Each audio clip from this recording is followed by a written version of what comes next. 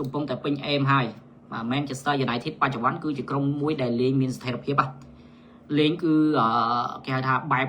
សុវត្ថិភាពតែម្ដងបាទគឺគាត់លេងទោះបីជាឈ្នះទោះបីជាចាញ់ក៏ដោយគឺមើលតែបើចាញ់ដល់អស់ចិត្តឈ្នះដោយភាពនឹងថឹងសប្បាយរីករាយអញ្ចឹងណាប្រិមត្តយើងពាក់ព័ន្ធជាមួយនឹង Manchester United គឺគាត់ត្រូវធ្វើការប្រកួតយប់ស្អែកបាទជាមួយនឹងក្រុម Brentford ហើយ Manchester United ស្ថានភាពបច្ចុប្បន្នកីឡាកររបស់គាត់នៅដដែលប៉ុន្តែអ្វីដែលផ្លាស់ប្ដូរអ្វីដែលប្រែប្រួលគឺគ្រូបង្វឹកបាទលោកបាទ Michael Carrick បាទគឺគាត់ធ្វើបានល្អមែនទែននៅក្នុងការពិសាលបាទអារម្មណ៍សម្រួលកីឡាករដែលមានស្រាប់ប្រើប្រាស់បានយ៉ាងល្អប្រសើរបាទហើយជាពិសេសគឺកីឡាករវ័យក្មេងដែលកំពុងតែធ្វើបានល្អដូចជា Kobbie Mainoo បាទដូចជាខូញ៉ាពី Benjamin Sesko ឥឡូវចាប់ដើមល្អមកហើយបំរើការពារមានខ្សែបំរើការពារដ៏រឹងមាំ Casemiro មានបំរើប្រយុទ្ធដែលភាពបែបឆ្លាតវៃមើលឃើញឱកាសច្រើននៅក្នុងការហើយក៏រហ័សរហួននៅក្នុងការសម្រេចចិត្តបាទគឺ Bruno Fernandes មានអាម៉ាត់ Diallo ក៏លុកស្លាប់ស្ដាំមានអីផ្សេងយ៉ាងណាក៏មានកីឡាកររបួសដែរប៉ុន្តែដូចជាមិនជិះជាបញ្ហាទេហើយស្ថានភាពម្សិលមិញបាទប្រិមត្តយើងនៅពេលដែលបាទក្រុម Aston Villa បានចាញ់បាទទៅលើបាទក្រុមនេះណែបាទចាញ់ម្សិលមិញបាទ Aston Villa ជប់មើលខ្ញុំម្សិលមិញខ្ញុំផ្សាយខ្លួនឯងចុះបាទចាញ់ West Ham ចាញ់ Fulham បាទចាញ់ Fulham ផងអញ្ចឹងធ្វើឲ្យ Manchester United គឺកាន់តែមានតែម្ដងនៅក្នុងការបន្តឈរនៅក្នុងតំបន់ Top 4បាទដែលជាកៅអីបានឱកាសទៅលេងនៅក្នុងពានរង្វាន់ UEFA Champions League បាទហើយដៃគូប្រកបប៉ះជាមួយនឹង Brentford ខ្ញុំគិតថាអត់ជាបញ្ហាទេបាទសម្រាប់ Manchester United បាទអញ្ចឹង Man U គឺកំពុងតែជួបរឿងល្អប្រសើរច្រើនហើយលោក Michael Carrick គឺគាត់ចេះគាត់ប្រកែគាត់ប្រើកីឡាករដែលមានស្រាប់មែនតើកីឡាកររបស់ Man U កីឡាកររបស់ Chelsea បច្ចុប្បន្នគឺប្រហែលគ្នាទេបាទប៉ុន្តែគេអាចធ្វើរឿងបានល្អបាទថ្នាក់ដឹកនាំរបស់គេរៀងចិត្តធ្ងន់ខ្លាំងអីចឹងទៅបាទប្រិយមិត្តយើងបាទអញ្ចឹង Man U គឺកំពុងតែរឿងល្អប្រសើរវណ្ណាមេងលៀងបាទសួស្ដីបាទ Manchester City អាចលើកពាន3អត់បងអាចបាទប្រិយមិត្តយើងអ្នកគ្នាបាទនិយាយអំពីក្រុមក្របខ័ណ្ឌ English Premier League ក្រុមដែលមើលទៅថារៀងជោគជ័យហើយឡើងល្អត្រឡប់មកវិញគឺមានដែរបាទ Manchester City នឹងហើយបាទពីមុនយើងគិតថា Liverpool Arsenal នឹងដៃនឹងជើងជាមួយទម្រង់លេងល្អស្មើកីឡាករមិនមានបញ្ហារបួសប៉ុន្តែដល់ទៅពេលឥឡូវនេះគឺបាទ Manchester City វិញទេបាទដែលជាក្រុមមានអាទិភាពខ្លាំងជាងគេបំផុតហើយអ្វីបានជាខ្ញុំនិយាយដូច្នេះបាទប្រិយមិត្តយើងអ្នកគ្នា Make you Manchester City បច្ចុប្បន្នកំពុងតែឡើងទៅដល់វគ្គពាក់កណ្ដាលផ្ដាច់ព្រាត់ពានរង្វាន់ FA Cup ពានរង្វាន់ League Cup គឺគេលើកបានមួយហើយអញ្ចឹងការដែលឆ្លងកាត់ទៅពាន3បាទនៅក្នុងមួយរដូវកាលរបស់ Manchester City គឺមើលទៅឃើញថានៅគៀកចិត្តបង្កោយតែម្ដងបាទនៅគៀកចិត្តបង្កោយតែម្ដងជើងទី2បាទប្រិយមិត្តយើងអត់មានជើងទី2ទេអធិស្ឋានបាទគឺ Manchester City បានឡើងទៅអង្គុយបាទនៅក្នុងវគ្គផ្ដាច់ព្រាត់រួចហើយបាទដើម្បីបាទលេងជាមួយអាជីណាត្រូវលេងជើងទី2អត់ខ្ញុំភ្លេចទៅបាទឡើងទៅវគ្គផ្ដាច់ព្រាត់ទេតាអត់មានជើងទី2ទេបាទខ្ញុំច្រឡំបាទគឺ Manchester City ធ្វើបានល្អហើយបាទនៅក្នុងការបាទឡើងទៅកាន់វគ្គផ្ដាច់ព្រាត់ពានរង្វាន់ FA Cup អញ្ចឹងឃើញនៅមុខបាត់ហ្នឹងបងប្អូននេះបាទអញ្ចឹងហើយ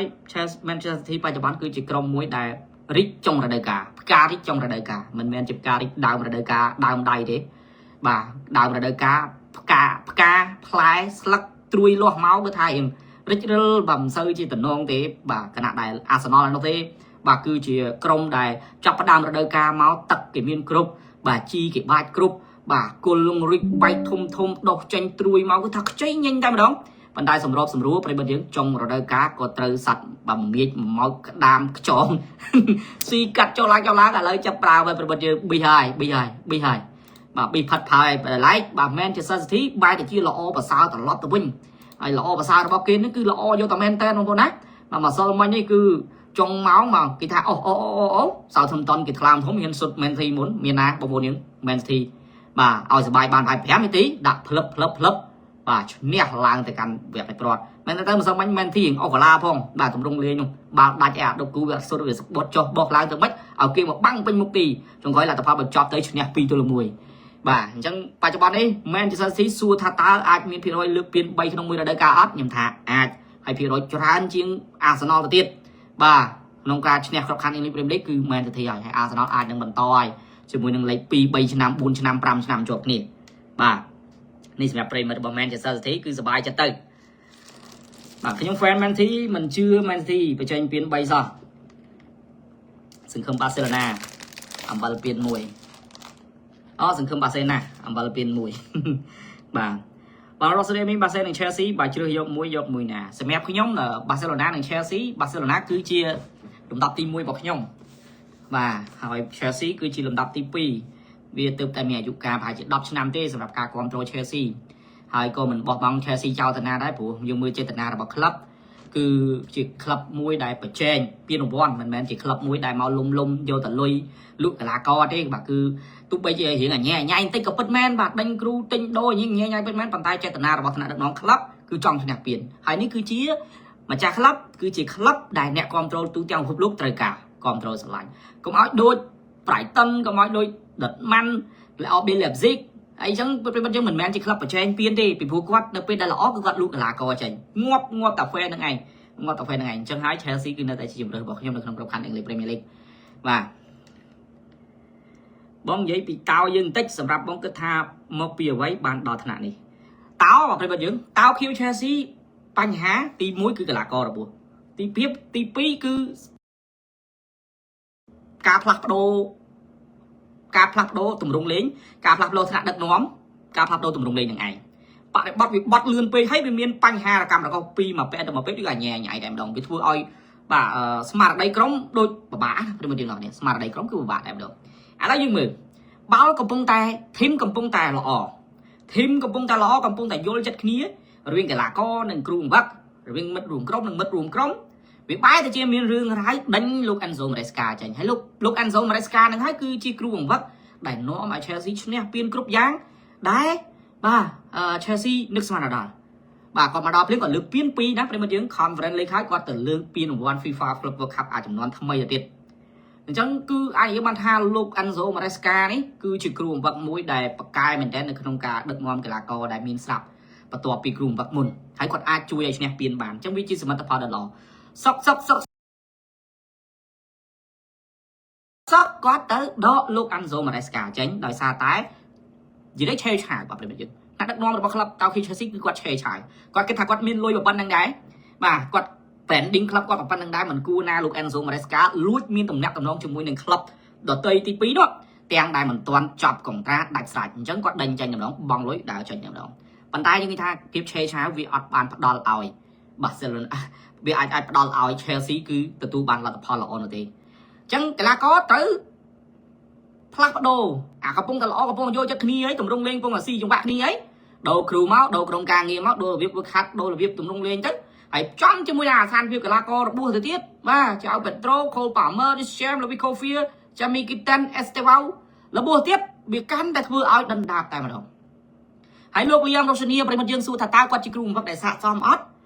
សមិទ្ធផលដែលគាត់ទៅដឹកនាំជាមួយនឹងក្រុម Strasbourg មកដំបូងយើងគិតថាវារៀងគ្រាន់ដល់ពេលលេងយូរទៅគេចាប់ទម្រង់បានគេស៊ំគេសាំទៅជាលេងកើតែម្ដងហើយទម្រង់លឿនគាត់ផ្លាស់ប្ដូររហូតពីមកនេះទៅនោះទីនេះទៅនេះចុងក្រោយវល់វាក់ពេញនឹងក្រោយហើយបញ្ហាផ្ទៃក្នុងកីឡាករទៀតបាទដូចជារឿង Enzo Maresca រឿង Enzo Fernandez ហ្នឹងលឺហៀងមកថាគាត់ចង់ទៅនៅអេស្ប៉ាញបាទចង់នៅអេស្ប៉ាញឬបរិសាយដែលសារមានតំណែងថាមានរៀលមកទេចង់បានអីចឹងទៅចង់ទៅនៅមួយពុននៅអេស្ប៉ាញហ្នឹងគ្រាន់តែមានរឿងរ៉ាវហ្នឹងភ្លាមប្រិមត្តយើងអ្នកនេះ Enzo Fernandez អង្គុយនៅកៅអីបំរុងប្រហែល2ពេលប្រកួតបាទក្លឹបក៏មានបាទក្លឹបក៏មានដកផ្លាកកាពីតែនក្រុមចេញពី Enzo Fernandez ទៀតអញ្ចឹងនិយាយថារាល់ថ្ងៃហ្នឹងដូចអត់មានការលើកលែងអីទេបាទសម្រាប់ក្រុម Tokyo Chelsea ហ្នឹងគឺឆ្លោះគ្នាម្ដងប្រិមិត្តយើងបាទម៉ែឪលក្ខណៈថាមេធំហ្នឹងគាត់ឃើញកូនក្រុមហ្នឹងរៀងត្រាស់មកលើ Facebook បន្តិចរៀងឃើញកូនក្រុមហ្នឹងមានតំណែងជាមួយនឹងគូប្រជែងបន្តិចចាប់កំហុសយកម្ដងអត់ពីមកសួរនាំឬមួយក៏ណែនាំអីសិនទេគឺអត់ទេបងប្អូនយើងចាប់កំហុសដាក់ពីនៃភ្លាមតែម្ដងដឹងថា Enzo Maresca មានតំណែងជាមួយនឹង Man City ថាត្រៀមទៅជំនួសលោកប៉េបស្រែផ្ដាច់កុងត្រាបោះលុយឲ្យដើរចេញ Enzo Fernandez លឺគាត់តែនិយាយថាចង់ទៅនៅអេស្ប៉ាញដកបាទផ្លាកកាពីតានក្រុមចេញពីខ្លួនទួនាទីផ្លាកកាពីតានក្រុមហើយឲ្យអង្គុយបាទអត់ឲ្យលេងបាល់ប្រហែល2ពេលប្រកួតចឹងទៅអញ្ចឹងវាហាត់ដូចញ៉ៃខ្លាំងមែនតើហើយជាក់ស្ដែងថ្ងៃមុនបងប្អូនអ្នកនរគ្នាការប្រកួតចាញ់បាទជាមួយនឹងបាទក្រុមចុងក្រោយប្រិមិត្តយើង Brighton ណាបាទគ្រាន់តែខ្ញុំឃើញប្រធានក្លឹបធំអង្គុយមើលមុខរៀងមកចុចទូរស័ព្ទបាត់ខ្ញុំដឹងថាវាយឲ្យបាទផ្ញើសារបាទជូនមកមានទៅខាងក្រៅក្រុមប្រឹក្សាសេរីលើក Liam Rosenior ចេញបាត់ហើយមែនបងប្អូនយើងស្អែកឡើងប្រយហេងបណ្ដោយបាទសម្រាប់លោក Liam Rosenior បាទអញ្ចឹងនេះពាក់ព័ន្ធជាមួយនឹងរឿង Tokyo Chelsea គឺស្ថានភាពគឺមកវិញអញ្ចឹងញ៉ែបងប្អូនញ៉ែការផ្លាស់ប្ដូរលឿនពេកតាមពិតកីឡាកររបួសក្លឹបណាក៏មានដែរប៉ុន្តែដោយសារតែភាពមិនច្បាស់លាស់មិនដឹងទៅដឹកទៅលេងតម្រង់តាម cú mùi na giống này đó giống bị thua rồi bật bà thể phép tập trung lên tại mà đâu bà họ quân trang mà bên dương tại quan cho mình dương Chelsea bà Manchester City ai được pin về ở lại hay hỏi và xây mình cũng rung tin là copy club sen tại ở đây mình rương ra rồi bao cả tin là co rồi bao Barcelona bao bồn bạch sừng phăng sừng khum cho thảm thế rương ra rồi bao Barcelona cả po miền bẹ quan cho mình này đi po cho mình này nú bông bồn nhưng cũng vô chơi tục đa non tại stress non tại chui cái ba đây play bờ Barcelona chấm tập về Romano có tha here we go năng chấmสบายจัดตื่นปันได้ป่ะท่ามันเมียนเต้มใบสังคมใบจมปึงเต้เป็นมาเดียวกันนี่เป็นบัวท่าสมัยกรงเอฟซีบาร์เซโลนาคือขออันแต่เชียอันนี้มาท่าคือโยโจตัวกับล็อกทีมซากับลาก็มวยเต้ใครบอกខ្លួនឯងវិញគឺมันអាចទៅវេះវាស់បានទេប្រិមិត្តយើងអ្នកគ្នាស្ងាត់ស្ងាត់ទេស្ងាត់ស្ងាត់ទេកីឡាករច្រើនណាស់ប្រិមិត្តយើងបើនិយាយពីរឿងបាល់សេឡូណាតាក់តងខ្សែការពារឥឡូវនេះយើងល្បីបាល់ស្តូនីបាទល្បីជូលៀនអាល់រ៉េល្បីវីកទ័រអូស៊ីមហាន់បងប្អូនសួរថាគ្រាន់តែម៉ាកាហ៊ីរបស់ប៊ឺនម៉ៅនោះ20លានទេណាមែនសិទ្ធិទិញយកប្រិមិត្តយើងសួរថាប៉ុណ្្នឹងមិនហើយបានគេមិនទៅតាក់តងទិញឲ្យបានហើយបានជាបណ្ដោយឲ្យតែមែនសិទ្ធិយកបាត់20លានហើយម៉ាកាហ៊ីល្អចុងងាប់ឥឡូវវាចាប់អារម្មណ៍សិនណាស៊ីប៉ុន្តែគាត់តែជួយចចាមរាមទេប្រិមិត្តយើងអ្នកនេះវាចចាមរាមហើយរឿងដែលមិនអាចទៅរួចទៀតបាទប្រិមិត្តយើងបើសិនជាកីឡាករនឹងថ្លៃហើយដូចវីកទ័រអូស៊ីមហាន់នេះសួរថោកហីប៉ុន្តែអូតូសំហាន់ដូចជាមិនត្រូវទេខ្ញុំមិនត្រូវទេខ្ញុំសម្រាប់ខ្ញុំដូចពេញចិត្តវីកទ័រអូស៊ីមហាន់ទេបាទហើយចំណែកឯជូលៀនអាល់រ៉េសពេញចិត្តប៉ុន្តែបាត់ចិត្តយើងវាអត់គ្រប់អាសំខាន់នឹងបាត់ចិត្តនឹងទៀតបាទប្រិមិត្តយើងសំខាន់នឹងបាត់ចិត្តទៀតខ្ញុំវាវ៉ាណាប្រិមិត្តយើងបាទស្រឡាញ់តែមិនអាចទិញបានទេព្រោះថ្លៃបាទថ្លៃហើយមិនប្រកាសថាអាល់រ៉េសអាទីកូម៉ាឌ្រីតឲ្យមកហើយមិនប្រកាសថាអាល់រ៉េសមកទៀតបាទណាអាល់រ៉េសក៏បងប្អូនយើងស្រឡាញ់ព្រោះដោយសារតែចុកខ្សែស្រឡាញ់ទីមនេះអញ្ចឹងទៅណាបាទអញ្ចឹងចេះស្រឡាញ់ចេះអីអញ្ចឹងបាទមែនញូនិយាយរួចហើយបាទសុកមេមុតបាទនិយាយរួចហើយមិនអត់បានស្ដាប់ទេបាទបាសេគូតែទិញកីឡាករទៅបញ្ចេញ UCL បានកីឡាករក្មេងៗដូចស្ទើរបបពិសោធន៍ព្រោះកាតក្រហមរហូតប្រកួតធំឯកភាពដែរបាទពីយើងអ្នកគ្នាមែនតើបាទយើងតើទិញកីឡាករហ្នឹងយើងវាបាសេឡូណាគួរតែទិញហើយបើនិយាយអំពីការរិះគន់បាទក៏ដូចជាការលើកឡើងរបស់តូនីគ្រូណាប្រិមត្តយើងអ្នកគ្នាខ្ញុំឯកភាព 100% ចឹងទៅខ្ញុំឯកភាព 100% បាទជាមួយនឹងការលើកឡើងរបស់តូនីគ្រូដែលគាត់និយាយថាបាសេឡូណាគួរតែប្រើប្រាស់ទម្រង់លេងមួយបែបកុំបន្ថយបន្ថានបាសេឡូណាលេងបន្ថយបន្ថានមែនលេងបន្ថយបន្ថាននិយាយផ្សេងនៅពីរង្វាន់អឺរ៉ុបនឹងតែម្ដងបន្ថយបន្ថានខ្លាំងណាស់ទម្រង់លេងបុកឡើងអាលួយជើងក្រោមបុកឡើងអស់អាលីងមកអត់មានអីទេនៅខាងក្រោមបុកឡើងអស់អាលីងអត់មានអ្នកនៅខាងក្រោមទេហ្នឹងគឺបាសេឡូណាអញ្ចឹងការដែលតូនីគ្រូគាត់និយាយមកហ្នឹងជារឿងមួយដែលល្អបើយើងយកទៅបាទអភិវឌ្ឍឲ្យយកទៅទទួលយកឲ្យយើងយកទៅគិតពិចារណាឲ្យអនុវត្តបានក៏កាន់តែល្អព្រមទាំងយើងនេះពាក់ព័ន្ធនឹងរឿងរ៉ាវបាសេឡូណាបាទអញ្ចឹងនេះគឺរឿងរ៉ាវមួយចំនួនតើបងប្អូនមានសំណួរផ្សេងទៀតទេ